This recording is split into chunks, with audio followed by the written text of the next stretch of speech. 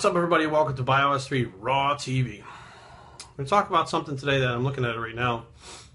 It says there's a suicide epidemic in Utah. Now, this really doesn't have much to do with bodybuilding and health and fitness, but mental health, so we'll touch on that. But they found that, scientists have found that in Utah, when you're living that high above sea level, that eventually the thin oxygen actually can cause some mental disturbances, some imbalances. And they found that people that actually move away from there can actually be pulled back there again because the brains actually want to have that type of situation oxygen-wise again. I guess it could be in any elevated situation, but that's where they know they're from, so they get pulled there. So what happened was they pulled this statistics where they have something called the suicide belt. The suicide belt, though, runs right down, to the left of Texas, just straight up and straight down. And I'm looking at this thing and I'm going, you know what, I had a friend. Well, I have a friend. I don't know where she is now, but she moved here in about 2006 from Alaska. So I walk into Gold's Gym, a little story time for you guys. I walk into Gold's Gym and I see this girl who looks remarkably like Pocahontas, like the cartoon, but in real life. Very pretty, looks Asian, but maybe not. You're trying to figure out, like, where is she from? She just showed up here. She works here. Who the fuck is this girl? She got hired there. She moved here from Alaska. Nice girl. So the more we, got to know her and stuff, we, she would open up. She would talk about different things. And one of the things she talked about was all the suicides in Alaska. And I said, well, why are they killing themselves? I mean, if you grew up in that situation, if I went up there and was stuck up there for 5 years, maybe I'd fucking kill myself because, I'm not from there. Being dark all the time, cold, maybe I wouldn't be able to deal with it, but you grew up there. You were born in it. Why would this happen? Why would people all of a sudden decide to off themselves? She said that there is like a depression that takes place when it's so dark and so cold for such long periods of time that sometimes you can't snap out of it. She said there's a lot of alcoholism and a lot of drug abuse up there. There's people trying to escape the fact that they're in a miserable situation and it's not really going to change. It's where they grew up. They don't want to, or they can't move away for whatever reason, the case may be. And, a lot of her friends have killed themselves.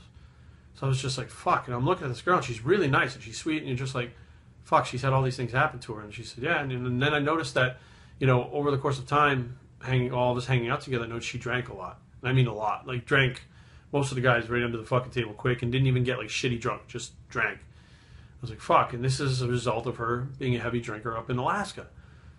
And I kind of sat back and, some of the things she would say, you could tell there was a real dark side in her sometimes. And I'm like, is that all pent up? Is that all hidden? Is that all stored away? Like, is that something that you work on? Is it, and I don't know if she ever wound up going back, but she had a friend of hers come down from Alaska and stay with her. And that girl, again, seemed kind of, sweet and nice and stuff, but had like this real edge to her and this kind of dark side. And, but, when I sat back and I said, how would you like to live in a place that's, full of drug abuse, alcoholism, fucking snow up to your eyeballs, and suicides with your friends? I mean, that sounds awful. And now you have this place in Utah that they're talking about the actual thinning of the air over the time can, as a byproduct, some people's biochemistry, not saying everybody, but some people's brains actually do better with the fresh air and less oxygen. They actually get more alert. They actually feel better. They actually don't feel depressed. And then some people have this different chemical in their brain, and it works differently. And the next thing you know, they're depressed, and they can't, and they have these weird thoughts. And it's pretty, interesting how your surroundings can influence the way that you feel and think. So, I mean, when I moved here to Maryland from Rhode Island, and when I left Rhode Island, I had a lot of skeletons in the closet, more like a lot of demons. My cousin Christopher was killed up there, and that's something that, to this day I struggle with trying to get over. Sometimes it causes me to be depressed. Sometimes it causes me to be sad. It's never really hindered my life too much, except for when I was a drug addict, which that was more than just his death that caused that. But, he was buried not too far from where we lived. So, like, when you're driving through town, you'd see where he lived. You'd see where I lived. You'd see where we had barbecues and stuff. We'd go to the Cumberland Farms, which is like a convenience store in Rhode Island. And that's where we, used to go up there and buy candy and shit. I mean, you see all these things and it reminds you of it and you get depressed. You know, and I noticed while I was there were times I was depressed a lot more often than not. And I was angry a lot more often than not. And part of that is what fueled my addiction. When I moved to Maryland, it was all new. So now I had no reminders of the things that were hurting me up in Rhode Island.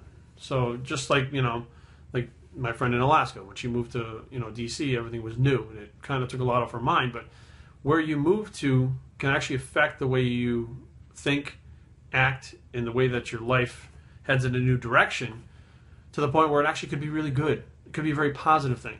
At first I looked at moving as a negative thing, so I was leaving everything behind, including my family, but when I got here I realized they're not going anywhere. They're going to be there.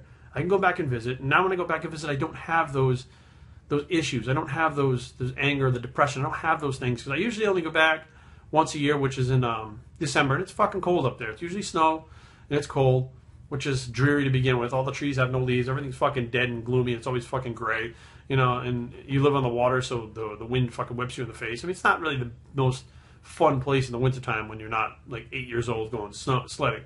But when I go back there now, I don't have those feelings. So essentially moving out of that area was able to clear my head and put me on a better path, to where it actually cleared up my old path a little bit. So that's something to be aware of, that, you know, if you're having issues where you live, and I hear people all the time like, oh, I fucking hate this place. I wish I fucking didn't live there. Pick up and move. Trust me, the scary part of getting up and moving all your shit, you get over that real fucking quick and actually feel better.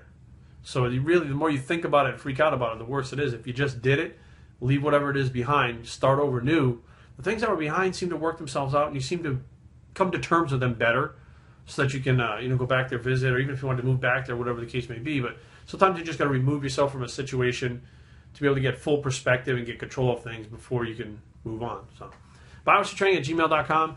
Leave comments down below, but don't fight. www.bios3training.com is a blog. I'm Bios3, and I approve this message, and we're out.